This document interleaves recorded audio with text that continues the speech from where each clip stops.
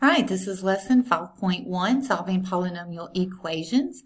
So we have looked at finding factors and solving using polynomial division, but we're also going to look at using technology. So this says, what is the missing binomial factor for the function j of x equals x plus 8, x plus 3, and question mark, if j of x is this polynomial when written in standard form.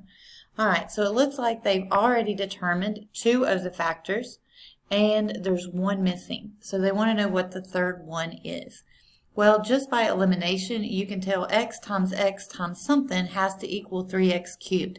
So we know it's going to be 3x something. All right, so you probably could factor this, but let's just use the calculator to see what we want to do with this. So if I go to my calculator and I just type in 3x cubed,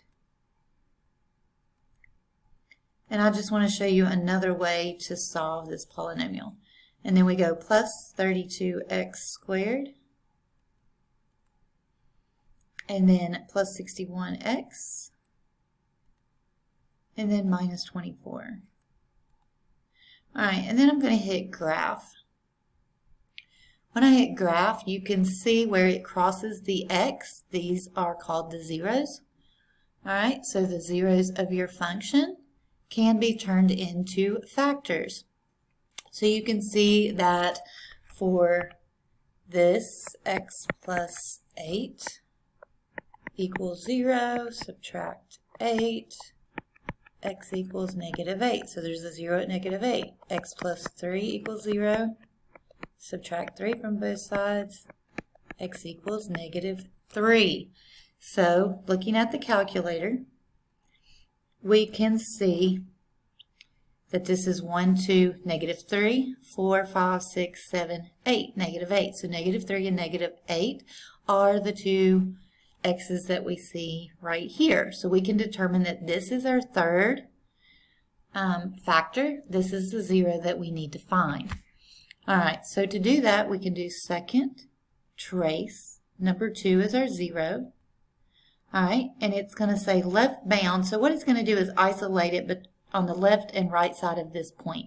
So when it says left bound 0, I know 0 is to the left of that point. So I'm going to hit enter. And then it's going to have to scroll over somewhere to the other side of that point.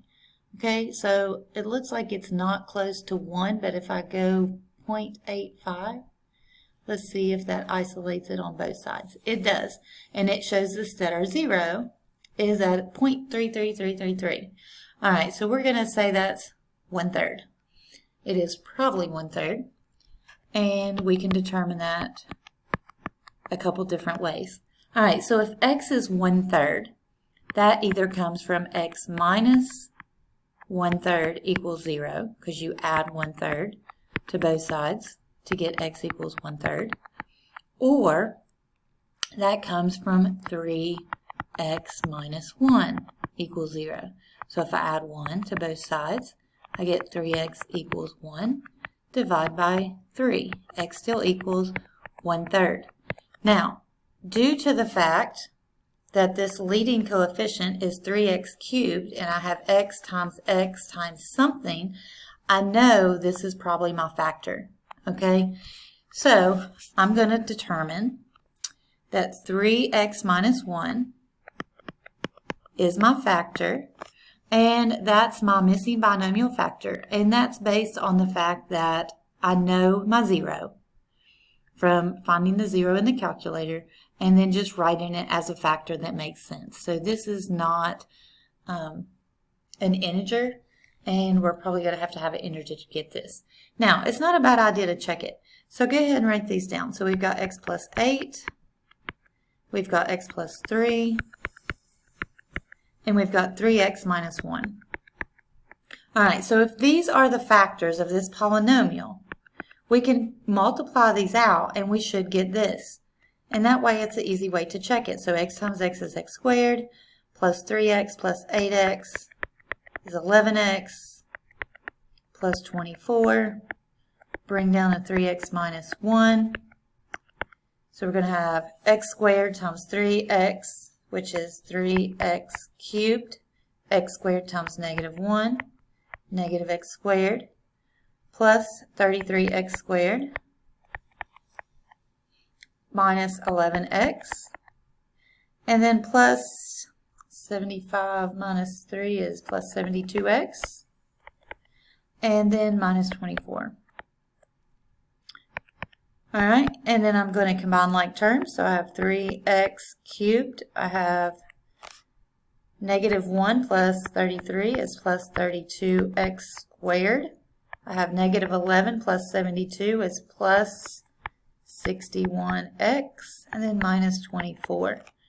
Now, if you look, we got the same thing as we had up here, which means this is j of x, which means this is our binomial. Okay, so we found this by using the calculator, and then we checked it just by multiplying it out.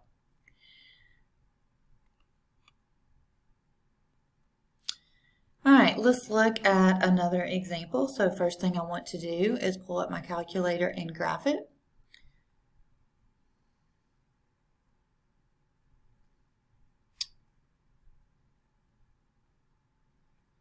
All right, so I'm going to type in 15 x cubed plus 2x squared minus 13x minus 4. And when I hit graph, all right, I can see it crosses here, here, and here, and these are very hard to see. I'm thinking that might be at 1, but let's go ahead and see if we can determine what these are. So second trace, I'm going to do my first 0. I like to do things from left to right, so I'm going to go over to the left of the first 0. I want to go above it, but not past the second 0. So I'm going to hit enter. It's going to isolate between those two spots. And after I hit it the third time, it's going to say our 0 is at x equals -0.8. So I'm just going to put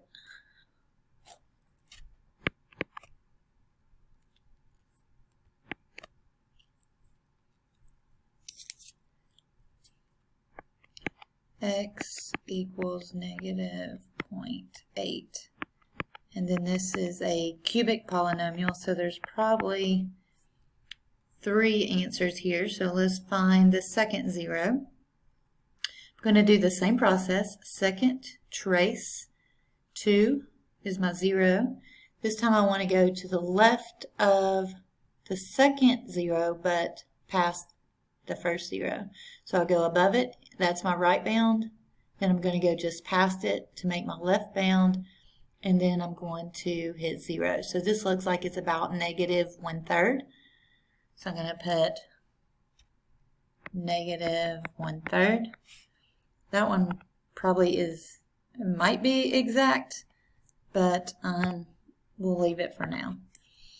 All right, and then if we look at the third one, we're going to say second trace. Number 2 is our 0. I need to scroll